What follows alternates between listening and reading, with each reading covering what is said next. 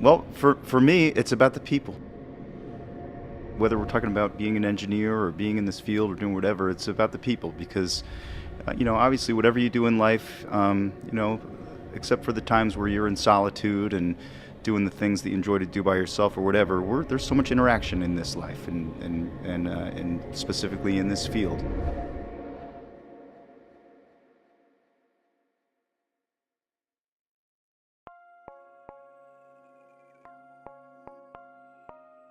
I made my first music video with my sister the year, or I think it was like a few days before I went to my first year at college.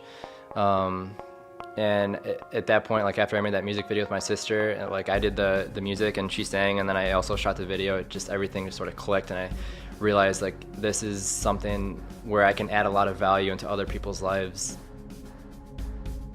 For a simple way to say it, I get paid to listen to music all day.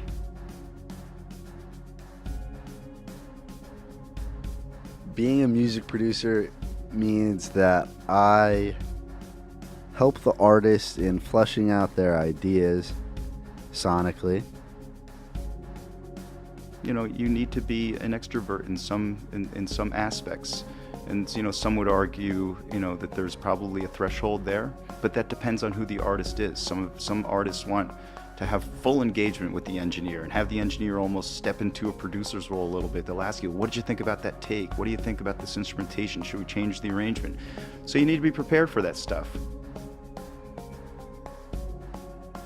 They need to like your work, first of all, but also like they need to like you and they need to trust you, and it's one thing to just like be good at something, but then to like know a lot of other information that kind of plays into that whole thing, just so you come across as someone that knows a lot about like what's going on, and that helps build trust and relationships.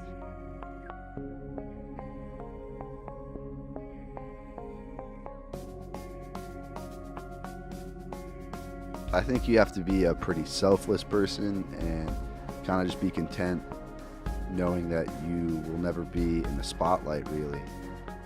You need to be passionate for music of all types. You need to be adaptable to changes because the technology is absolutely always changing. You also need to be able to understand when's the right time to voice your opinion and when's the right time to keep it to yourself, because as an engineer you don't really have a say over the song or as a producer would. It's more so just you kind of help craft it into a complete sound as opposed to changing pieces of it. And you also need to be able to work long hours and be personable, because all different types of personalities come attached to all different types of genres that you'll come across, so you have to be able to adapt to that easily too.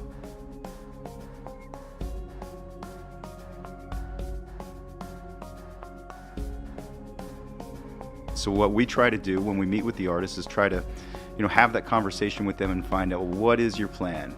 Have you done your pre-production? Do you know what pre-production is? And if not, we try to help them along and tell them, try to guide them to the things that they need to do before they even book their sessions here, so that when they come here, they're ready to go. They know exactly what they need to do. And so that's part of our role, to really help them understand that process. When people think of, big artists on the radio, they think of who that artist is, not the producer that made the track or the engineers that mixed it or anything like that. They kind of just think of what that person did, even though it doesn't really fully show the entire picture of all the work that went into that one project, I guess.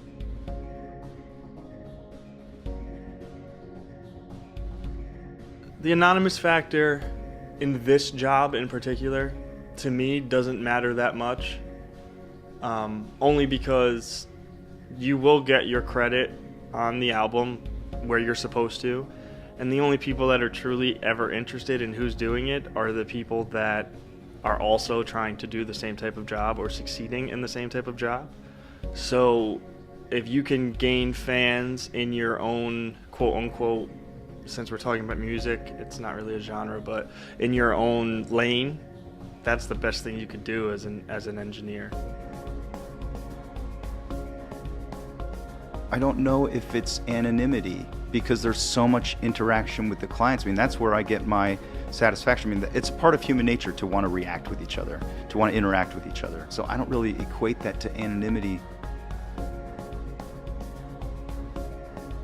You know, it's not your name on the front cover of the record, you know, but you're still doing your musical craft, because audio engineering is still a musical craft.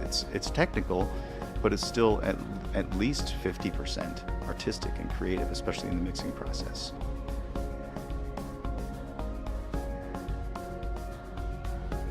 My fulfillment isn't being in the limelight and like the cameras are on me and like I'm so cool, like this and that. It's being behind the scenes and providing a lot of value for other people.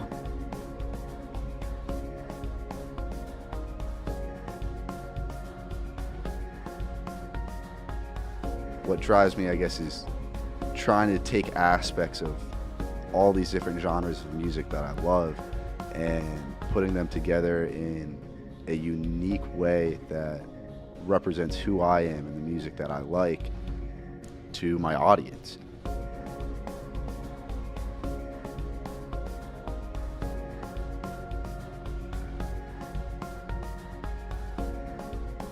I just hope that ultimately I helped them leave here with the mark that they didn't know what was going to happen, but their expectations were absolutely exceeded while they were here.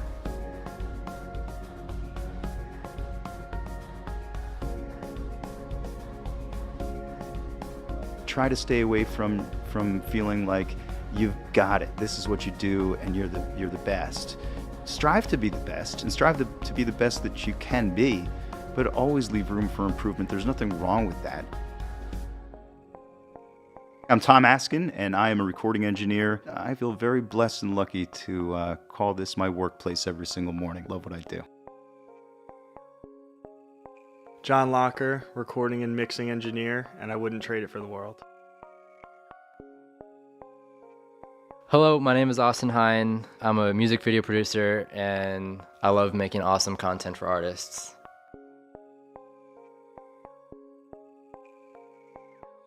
My name's Richie McGoldrick. I'm a producer and I love making music.